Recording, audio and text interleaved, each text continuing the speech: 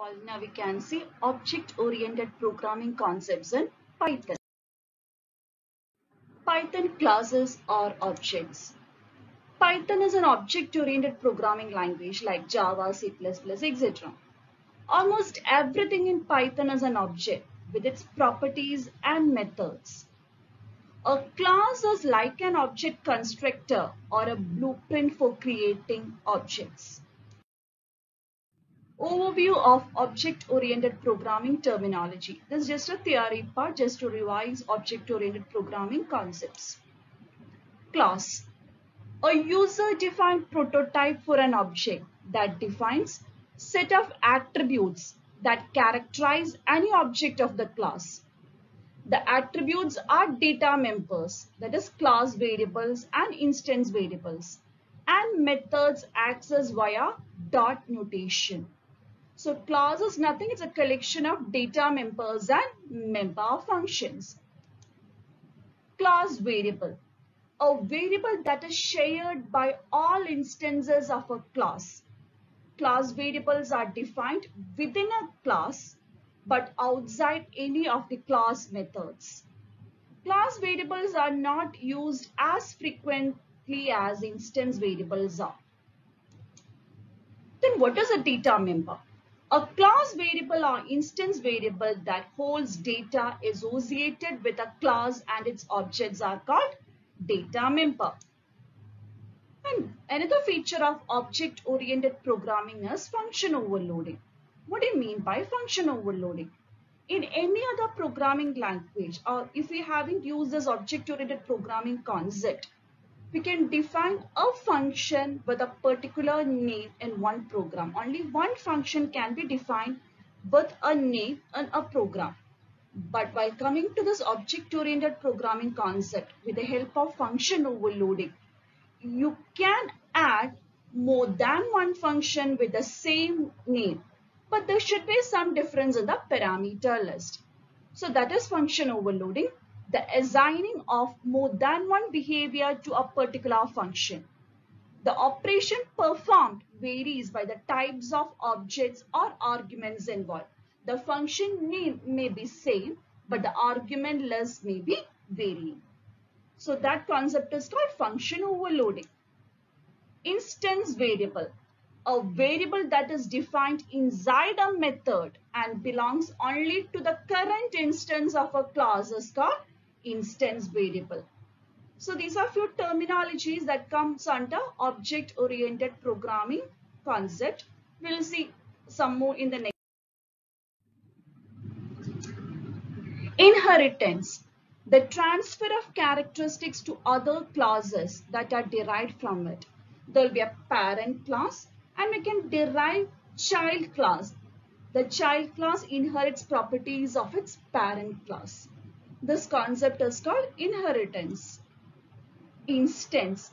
An individual object of a certain class. An object that belongs to a class circle. See, an object obj that belongs to a class circle, for example, is an instance of the class circle. Instantiation. The creation of instance of a class or the creation of an object is called instantiation. Method. A special kind of function that is defined in a class definition is called method. Object. A unique instance of a data structure that's defined by its class. An object comprises both data members and methods. So an instance of class is called an object. Operator overloading. The assignment of more than one function to a particular operator is defined as operator overloading.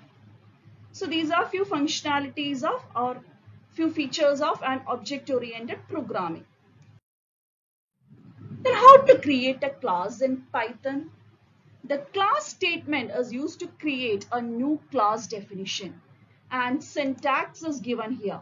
Class for the keyword class followed by class name. Then we can have a documentation string followed by the class suite. The class has a documentation string which can be accessed via class name dot underscore doc underscore. The class suite consists of all the component statements defined inside the class, like class members, data attributes, and functions. So all the data members and functions inside a class is known as class suite here. So this is how we can define a class or create a class in Python. Class followed by class name, and there should be a colon. Optional, class documentation string is optional, followed by class content, that is instance variables or data variables, member functions, etc. Creating instance object. To create instances of class, you can call the class using class name and pass in with the argument to underscore init underscore method. This is how to define a constructor. We'll see this with the help of an example. And accessing attributes. Like any other programming language, you can access objects attribute using dot operator with the object. Underscore del underscore is a destructor function definition in Python. So for constructor and destructor, there is a format in Python. Underscore init underscore for defining a constructor. Underscore del underscore is for defining a destructor. We are not using class name and all like in other programming language to define constructors and destructors in Python. So we'll say simple example how to define a class, how to define constructor, destructor and a member function, and to instantiate an object in Python. This is a program and here comes the output. See, here we are defining a class, class followed by class name. The class name is student followed by colon. Like loops and other functions, we are indenting and typing other statements inside the class definition. And this is a constructor, this is a member function, and this is a destructor. See how we are defining constructor. Def, this is a keyword to define a function in Python. Def followed by underscore init underscore. The first parameter to any member function, constructor or destructor inside the class should be self, followed by other parameters. And what is done inside the constructor? Current object's roll number is assigned value that is passed to this variable. Current object's name is assigned value that is passed to this variable. Current object's course is assigned value passed to this variable. That is how we are defining a constructor and assigning values to current object variables. And what is done in this display function? Again, we are defining a display function. The first parameter is self. Inside this, we are just displaying the contents of roll number, name and course of the current object. The last function is to define destructor. Def format is underscore del underscore and the parameter is contain self. And here we are accessing class name self dot current objects class name.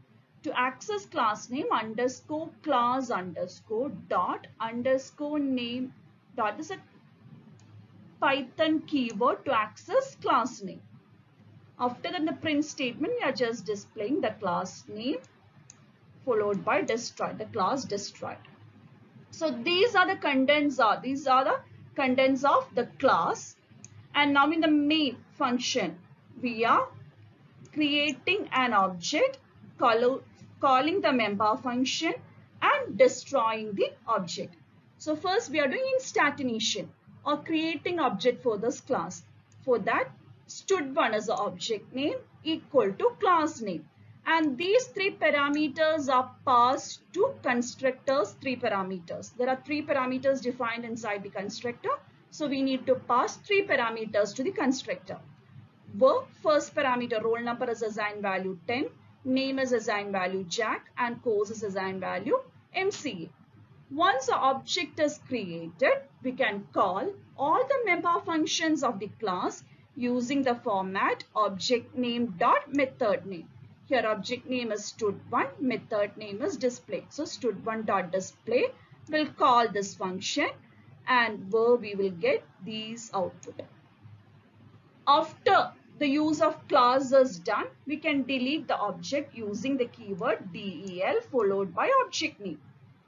Once we are asking system to delete an object, it will automatically call which function? While creating an object, it will call constructor. While destroying an object, it will call destructor. And what is asked in the destructor? To access the class name and a print message, class name destroy. So this message will be this print message will be displayed on the command prompt. So this is a simple example showing the use of how to define a class, how to create an object, how to call a member function, and how to delete an object. And the method underscore init underscore is a special method which is called a class constructor or initialization method. The Python call this method whenever you create an instance of this class. You can declare other class methods like normal function, with the exception that the first parameter of every method should be self. The Python adds a self arguments to the list for you. You do not need to include it when you call the method. Just it should be added during the function definition. No need to add that parameter while calling, that is meant. Now, how can we implement inheritance concept in Python? You can create a class by deriving it from a pre-existing class by listing parent class in parentheses after the new class name. The child class inherits the attributes of its parent class, and you can use those attributes as if they were defined in the child class. A child class can override data members and methods from the parents. Syntaxes. This is syntax for defining a child class. Class, subclass name, followed by parent class name. If there is only one parent class, means this class is inherited from a parent. Otherwise, multiple inheritance. Here also we can have an optional documentation string followed by the class suit. We'll see a simple example.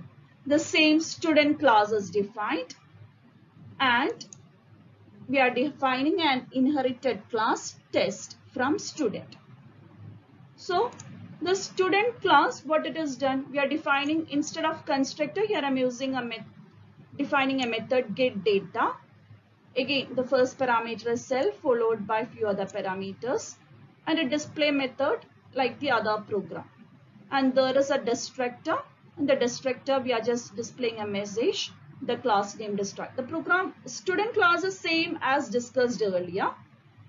And here we are defining a subclass test and see how to do inheritance. Here in parentheses, we are specifying the parent class name. That means test is derived from this parent class student. Inside test, again I am defining two methods, get marks and display marks. Get marks function is used to assign the value that is passed to this marks to current object's mark variable, and display will display marks using a print function. And what is done in the main function? Student1 equal to test. It will create an object of this class test. Since there is no constructor, I am not passing any constructor defined here. I am not passing any parameters to the parameters while creating the object. Then with the help of object student1 dot get data, what all parameters are passed? See, get data containing 3 parameters, roll number, name, jag. But this get data is actually defined inside the parent class, but the child class can inherit all the attributes of parent class. So this method can be accessed with the help of child class object. Again, with the help of student1, I am calling the method getMarks.